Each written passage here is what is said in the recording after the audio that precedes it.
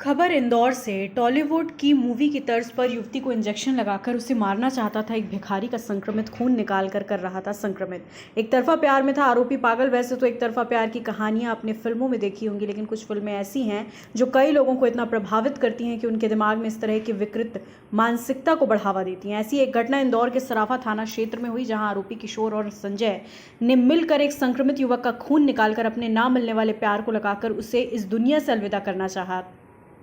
आरोपी द्वारा एक संक्रमित भिक्षुक के खून को निकालकर कुछ दिनों पहले युवती को इंजेक्शन लगाना चाहा, लेकिन युवती इस इंजेक्शन से बच गई। ये पूरी कहानी साउथ की फिल्म की तर्ज पर थी।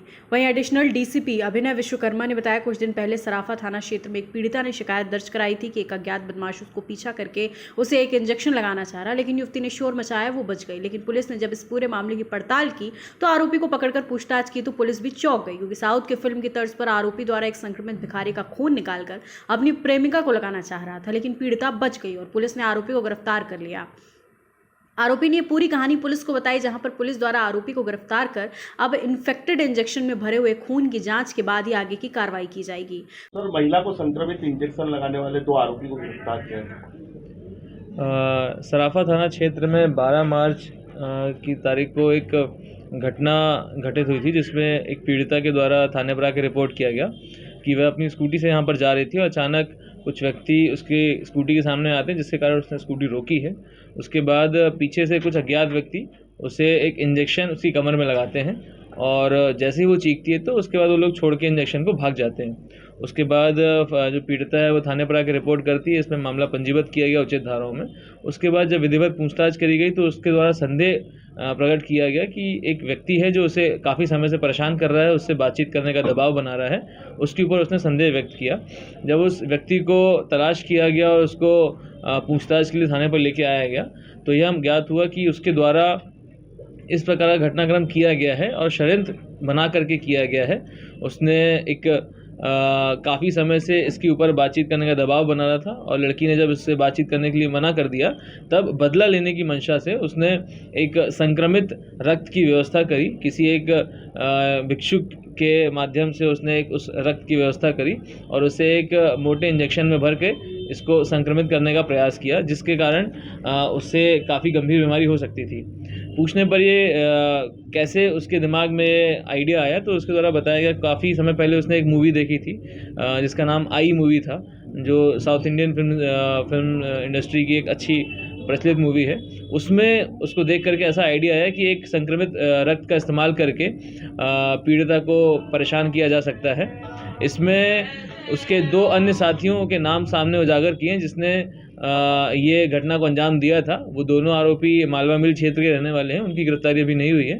फिलहाल अभी तक 2 आरोपियों की गिरफ्तारी हुई है जिन्होंने ये घटनाक्रम को प्लान किया था। सर, ये मूवी को देखने के बाद ही इन्होंने इस तरह का प्लान बनाया? जी, मुख्यतः उस मूवी को देखने के बाद में इसके दिमाग में ऐसा आइडिया आया कि अगर बदला लेना है तो बदला लेने के लिए ये तरीका उचित है, क्योंकि उस मूवी में भी एग्जैक्टली ऐसा ही हुआ था कि एक जो उसमें मेन प्रोटैगनिस्ट है उससे बदला लेने के लिए एक वायरस से भरा हुआ इंजेक्शन उसको लगाया गया था, जिसके बाद काफ़ी गंभीर बीमारी से ग्रसित हुआ था और उसके बाद काफ़ी मुश्किल उसको हुई थी। कुछ आरोपियों के बारे में कहा गया? जी वार्डन, पकड़े गए आरोपियों ने कुछ बताया, कुछ जानकारी दी दोनों आरोपियों के बारे में? हाँ, जिन 2 आरोपियों को हमने हिरासत में लिया उनके द्वारा अन्य 2 आरोपियों के बारे में बताया गया। उनकी गिरफ्तारी जल्द से जल्द होगी। इसमें एक बात और सामने आई कि फरवरी 2023 में भी इस प्रकार की घटनाक्रम इसी जो आरोपी है किशोर कोरी के द्वारा 2 महिलाओं के माध्यम से करवाया गया था, जिसमें एक ब्लेड से इस पीड़िता के ऊपर हमला कराया गया था, जिसका मामला छत्तीसपुरा थाने में पंजीबद्ध हुआ था।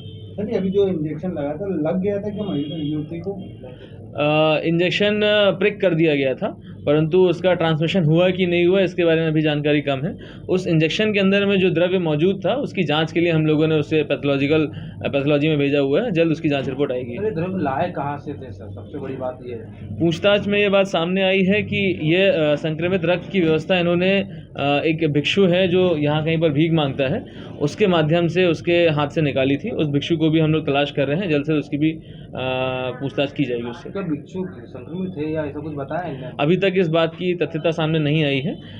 ब्लड रिपोर्ट आने के बाद में ब्लड संक्रमित था या नहीं था इसके बारे में कुछ कहा जा सकता है। सर, जो आरोपी हैं ये युवती को कब से जानते थे और किस तरह से ये चूँकि ये आस पड़ोस के ही रहने वाले हैं, बहुत ज़्यादा दूर नहीं है, तो इस प्रकार से काफ़ी समय से एक दूसरे को जान रहे हैं ये। परंतु बातचीत करने के लिए दबाव बनाने का काम पिछले साल से चालू किया था। इसमें ये बात और बता दूं कि जो आरोपी है, मुख्य आरोपी, वो मल्हारगंज थाने का लिस्टेड गुंडा है और उसके ऊपर कम से कम 11 अपराध पंजीबद्ध हैं। इसके पूर्व में भी कई बार वो शराब अवैध रूप से बेचने के मामले में जेल गया है। सर एक तरफा प्यार बोल सकते हैं इसको? जी, इस प्रकार से घटनाक्रम किया गया उनके साथ। खबर भारतवर्ष के लिए इंदौर मध्य प्रदेश से संजय शर्मा की रिपोर्ट। अपने शहर, अपने प्रदेश की ताजा खबरों के लिए लाइक करें, शेयर करें, सब्सक्राइब करें और हाँ, बेल आइकन दबाना ना भूलें, क्योंकि खबर हमारी, फैसला जनतंत्र का।